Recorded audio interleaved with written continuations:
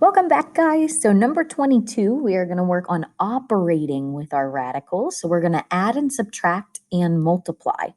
So for our first example, these are following equivalent forms of 7 radical of 3. And why they are equivalent is because 4 plus 3 would give us the 7 on the outside, and the radical of 3 stays.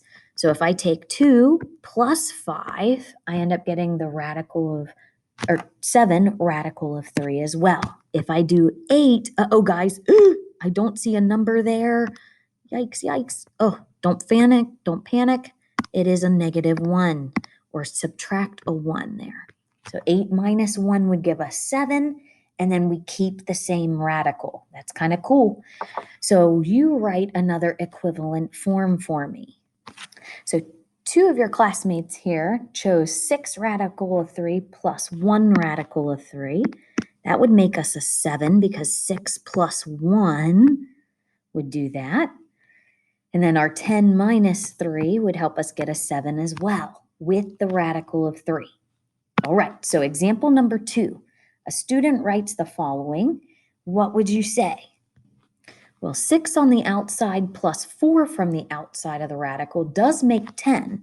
However, am I allowed to change the radical as a 5 when I started with a 3 and a 2? And the answer is no, because it is not the same radical. The 3 and the 2 are not the same.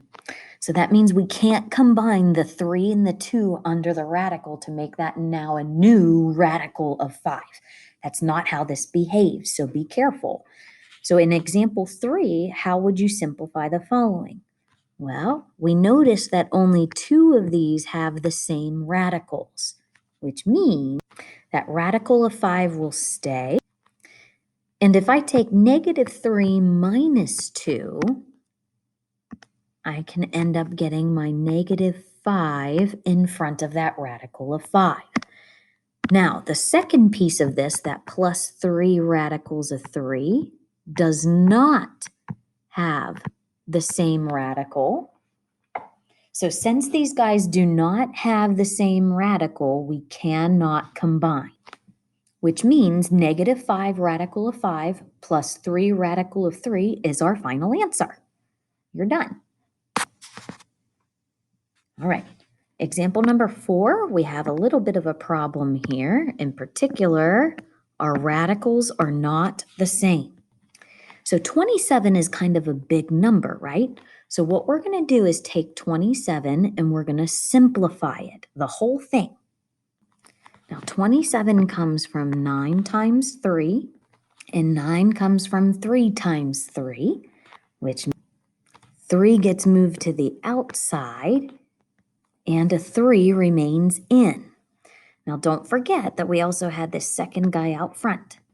Notice that both of these have the same radical.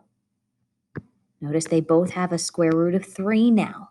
And what that tells us is we can keep the square root of 3 in our answer, and we're going to take those numbers from in the front. So what is 4 minus 3? That's just 1.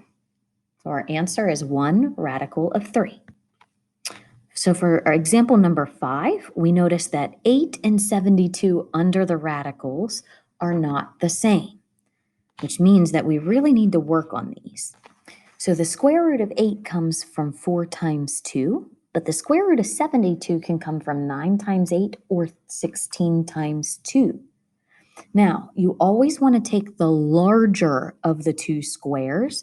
So that means we're not going to use 9 and 8. We're going to use the 16 and the 2. Now, 4 comes from a square of a 2 by 2. And 16 comes from a square of a 4 by 4. So the square root of 8 can now simplify to a 2 on the outside from my square and a 2 remaining on the inside. Now for the 72, we'll have a 4 breaking out and a 2.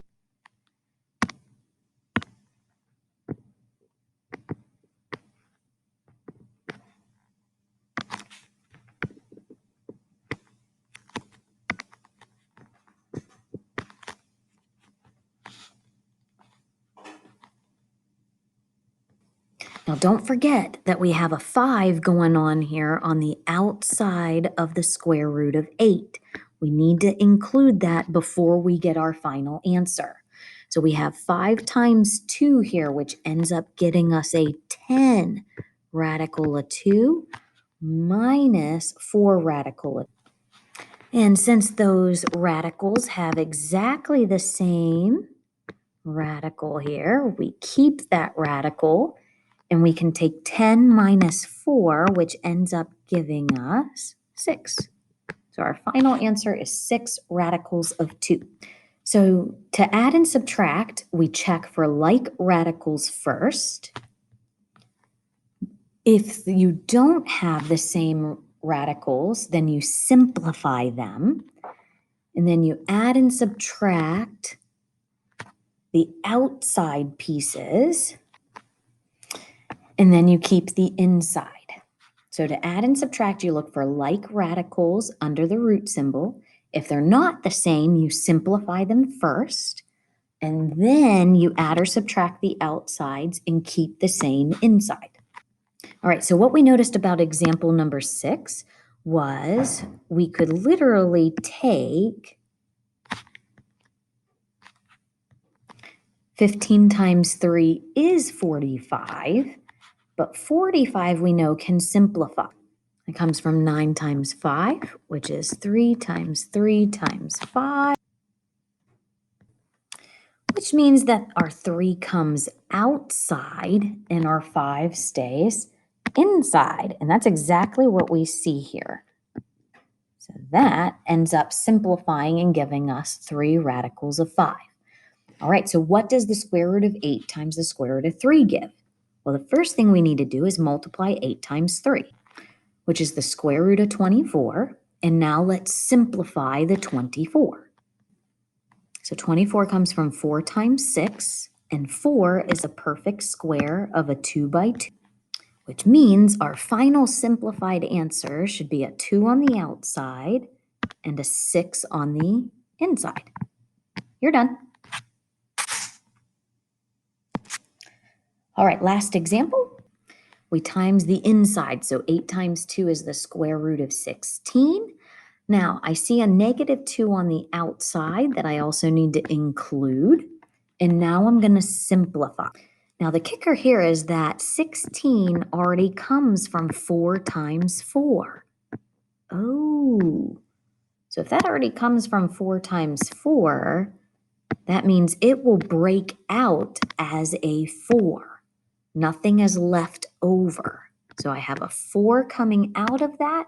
Don't forget to actually use your negative 2 from the outside, and we're going to times those together to get your final answer of negative 8. All right, so how do we multiply with radicals? You first multiply the inside numbers together to put some number under the radical. Then you'd multiply the outside numbers. And then to finalize, we simplify your radical. All right, time to practice.